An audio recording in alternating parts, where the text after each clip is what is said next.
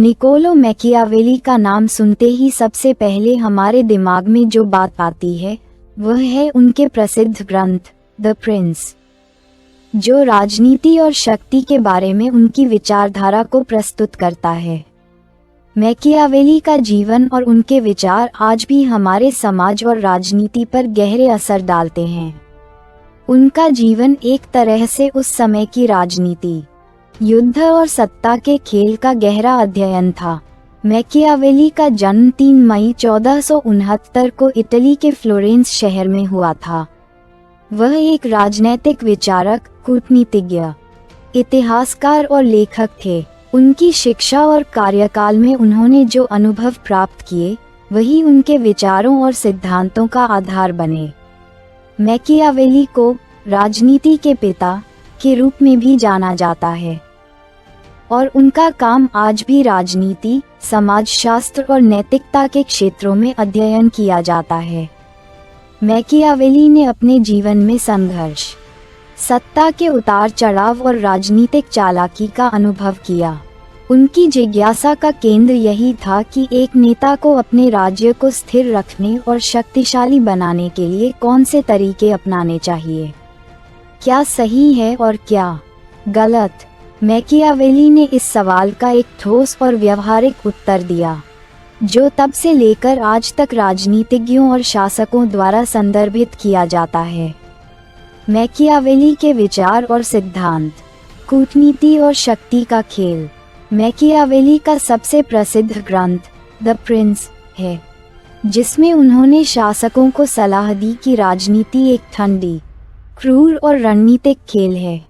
उनका मानना था कि एक नेता को अपनी सत्ता बनाए रखने के लिए नैतिकता की बजाय व्यवहारिकता और रणनीति का पालन करना चाहिए। वे कहते हैं, राजनीति में कोई भी काम नैतिक या अमानवीय नहीं होता, केवल परिणाम मायने रखते हैं।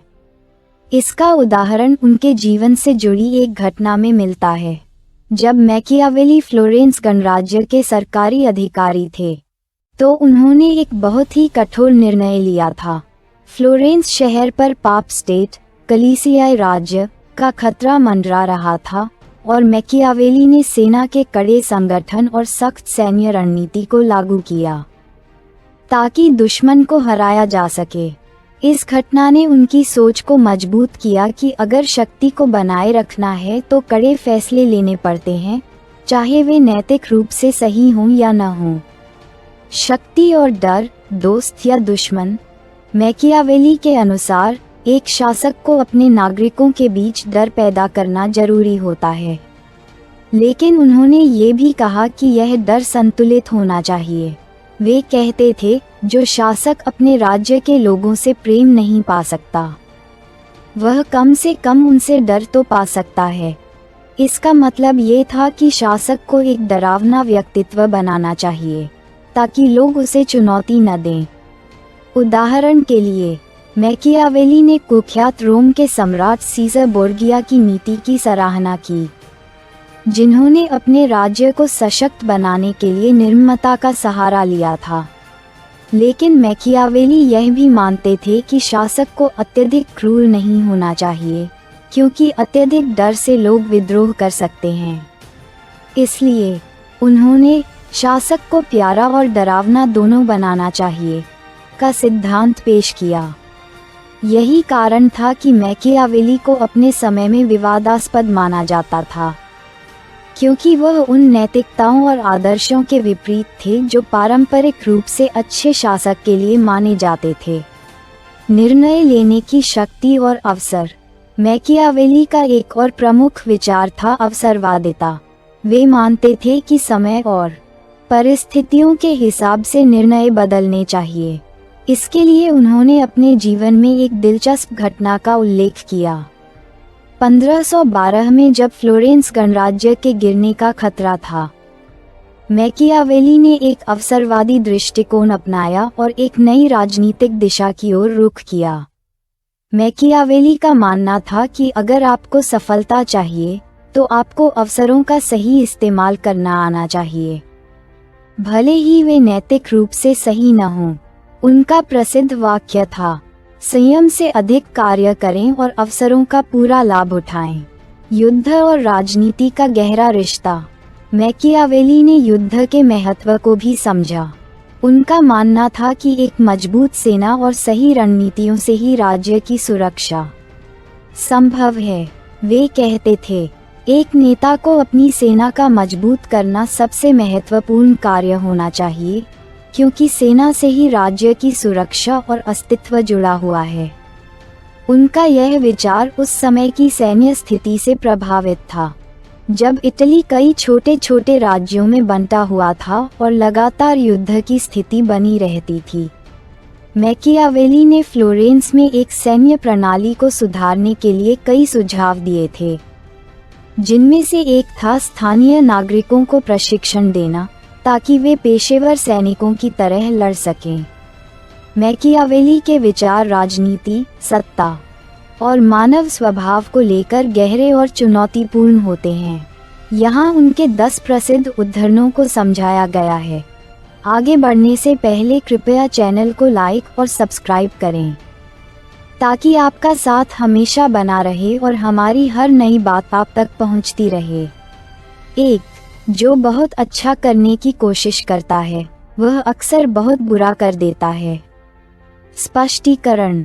यह वाक्य हमें ये सिखाता है कि कभी-कभी अपने आदर्शों और नैतिकताओं को अत्यधिक महत्व देने से व्यवहारिकता खो सकती है। अधिक प्रयास करने से कभी-कभी स्थिति और भी बिगड़ जाती है। 2. राज्य में विश्वास ही सबसे महत्वपूर्ण है। स्पष्टीकरण। मैकियावेली का मानना था कि सत्ता को बनाए रखने के लिए जनता का विश्वास जरूरी है। यदि जनता सरकार पर विश्वास खो देती है, तो सत्ता जल्दी ही ढह जाती है। 3. जो सत्ता में होता है, उसे कभी पूरी तरह से नफरत नहीं करनी चाहिए। स्पष्टीकरण। यह उद्धरण हमें सिखाता है कि सत्ता का उपयोग करते समय हमें अपने विरोधियों को पूरी तरह से नष्ट करने का प्रयास नहीं करना चाहिए। किसी भी स्थिति में थोड़ा समझौता आवश्यक हो सकता है। 4. जो सत्ता में नहीं है, वह कभी सत्ता के महत्व को नहीं समझ सकता। स्पष्टीकरण। यह वाक्य उस व्यक्ति के दृष्टिकोण को दर्शाता है जो सत्ता में नहीं है। सत्ता के महत्व और जटिलताओं को केवल वही व्यक्ति समझ सकता है जो सत्ता का हिस्सा हो। 5. सत्ता का प्रयोग कभी भी नैतिकता के दायरे में नहीं होता। स्पष्टीकरण। मैकियावेली का यह मानना था कि राजनीति और सत्ता का खेल हमेशा नैतिकता से परे होता है। कई बार सत्ता में रहने के लिए कठोर निर्णय लेने पड़ते हैं जो नैतिकता के खिलाफ होते हैं। 6. सफलता को हमेशा उपयुक्त समय पर पहचाना जाना चाहिए। स्पष्टीकरण। यह उद्धरण हमें ये सिखाता है कि सफलता केवल काम करने से नहीं, बल्कि सही समय पर सही निर्णय लेने से मिलती है। 7. सत्ता में बने रहने के लिए किसी भी नीति को अपनाना सही होता है। स्पष्टीकरण। इस विचार में मैकियावेली यह कहते हैं कि राजनीति में कोई भी तरीका या नीति अपनाने से परहेज नहीं करना चाहिए, अगर वह सत्ता को सुरक्षित रखने के लिए जरूरी हो। 8. जो चीजें कभी नहीं बदली, वे खत्म हो जाती हैं।